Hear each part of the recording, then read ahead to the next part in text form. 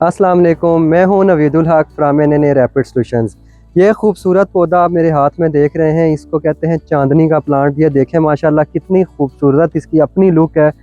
कोई इसके ऊपर हम लोगों ने कोई इसके ऊपर आर्ट या क्राफ्ट या बॉन्साई शेप नहीं दी, बल्कि ये इसकी अपनी खुद की शेप है सारे पौधे। और ये देखें इसके ऊपर फ्लावरिंग बर्ड्स, बहुत खूबसूरत सफ़ेद कलर के इसके ऊपर फूल आते हैं। लाइट सी फ्रेगनेंस भी होती है और बहुत आसानी से आप इसको इनडोर तो नहीं ग्रो कर सकते, आउटडोर जहां हल्की सी धूप आती है बॉर्डर्स के ऊपर अपने बाउंड्री वॉल के साथ, गेट के साथ लगा सकते हैं। ये खुद ही बॉन्साई की शेप इख्तियार कर लेता है। आपने जस्ट ऊपर से हल्की हल्की इसकी प्रूनिंग करते रहना है और बहुत अच्छा पौधा बनेगा।